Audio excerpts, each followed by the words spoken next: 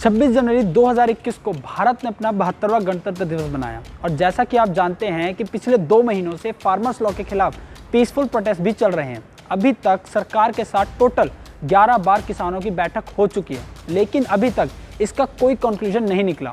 अपना विरोध दिखाने के लिए फार्मर्स ने 26 जनवरी को रिपब्लिक डे वाले दिन ट्रैक्टर मार्च निकालने की बात रखी और 26 जनवरी को ही ये मार्च इतना वायलेंट हो गया कि लाल किले पर कब्जा कर लिया गया।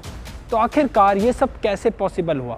क्या ये सरकार की सोची समझी साजिश थी या सही में किसानों ने ये हंगामा किया? नमस्कार दोस्तों, मैं अंकुर त्रिपाठी।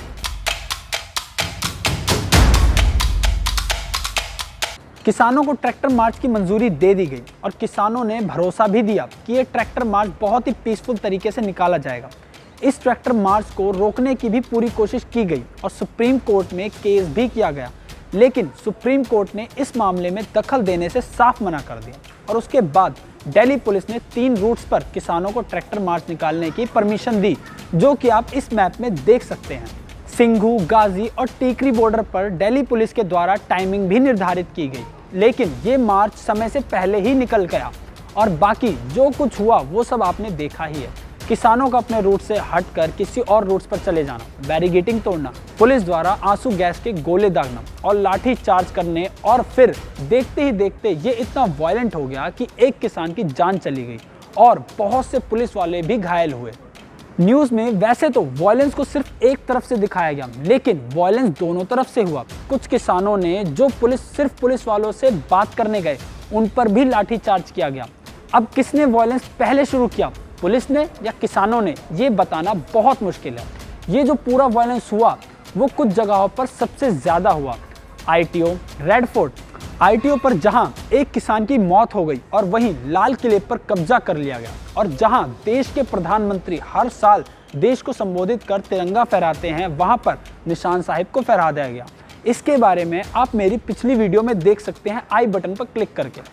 सोशल मीडिया पर बहुत सी फेक न्यूज़ भी चल रही हैं कि इंडिया का तिरंगा उतार कर निशान साहिब को लगा दिया गया और कुछ जगह तो इस झंडे को खालिस्तान का झंडा भी बताया गया, जो कि कम्प्लीटली फेक न्यूज़ है।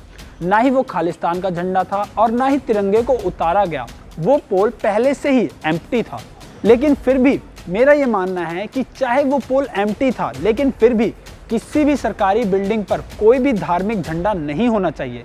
जिसने भी ये किया उसे पनिशमेंट मिलनी चाहिए। लेकिन अब सवाल आता है कि वो लोग कौन थे जिन्होंने निशान साहिब का झंडा लगाया था।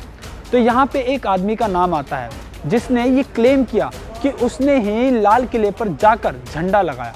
वो हैं पंजाबी एक्टर दीप सिद्धू। इवन जब वो लाल किले पर मौजूद थे, उस टाइम वो लाइव स्ट्रीम कर रहे थे फेसबुक पर और बाद में ये दोबारा लाइव आकर बताते हैं कि इन्होंने ऐसा क्यों किया। दीप सिद्धू बहुत पहले भी भड़काऊ भाषणबाजी कर चुके हैं। इवन बहुत सारे फार्मर्स यूनियन ने पहले ही इनको बैन कर दिया था कि ये स्टेज पर अपनी स्पीच नहीं दे सकते, क्योंकि ये लोगों को भड़काने का काम कर रहे थे। अब यहाँ पे एक बात और जान लेना बहुत ही इंपॉर्टेंट है कि जब भी हम किसानों के प्रोटेस्ट की बात करते हैं तो हम उन सबको एक ही ग्रुप मान लेते हैं। इवन मीडिया भी फार्मर्स को ऐसे ही शो करता है, लेकिन ऐसा नहीं है। जी हाँ, ये टोटल 40 से भी ज़्यादा फार्मर्स के यूनियन हैं जो कि एक साथ आए हैं फार्मर्स लॉ के अगेंस्ट में। और इससे आप भी समझ लीजिए कि ज़रूरी नहीं कि सब एक जैसी सोच रखते हों या एक जैसा एक्शन ही ले। एक और फैक्ट है जो आपको जानना बहुत ज़रूरी है कि KMSC यूनियंस का जो प्रोटेस्ट है वो दूसरे किसानों के प्रोटेस्ट के 13 दिन बाद प्रोटेस्ट पर आए थे। अब इस सब पर KMSC लीडर्स का क्या कहना है? उन्होंने बोला कि हम सब पीसफुल प्रोटेस्ट ही कर रहे थे, लेकिन उनके ग्रुप में कुछ अननोन एंटी सोशल प्रोटेस्टर्स आ गए जिन्होंने ये हंगामा चालू कर दिया। अब क्या ये मान लेना चाहिए कि सभी किसानों ने जानबूझकर ये वायलेंस किया? ये सोचने से पहले कुछ सवाल दिमाग में आने बहुत ज़रूरी हैं। जैसे क्या 26 जनवरी वाले दिन जब पूरा दिल्ली हाई अलर्ट पर होता है, उस दिन देश की इतनी अहम इमारत पे कोई भी प्रदर्शनकारियों का समूह जाकर इतनी आसानी से कब्जा करे, वहाँ पे कोई भी झंडा फहरा देगा और बिना किसी खरोच के वहाँ से इतनी आसानी से निकल जाएगा?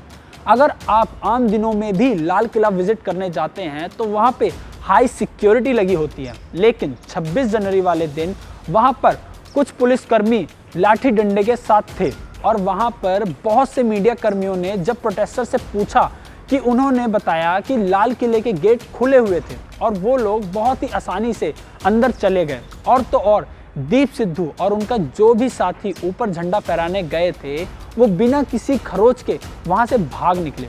अभी तक जहां सरकार के लिए फार्मर्स प्रोटेस्ट के खिलाफ कोई वजह नहीं थी, इस इंसिडेंट के बाद सरकार के पास वैलिड पॉइंट भी आ गया और देश की जनता का सपोर्ट भी जो पहले फार्मर्स के साथ थे। तो कुछ भी डिसाइड करने से पहले इन सवालों के ऊपर ध्यान से सोचिए कि क्या ये सरकार की सोची समझी साजिश भी हो सकती है।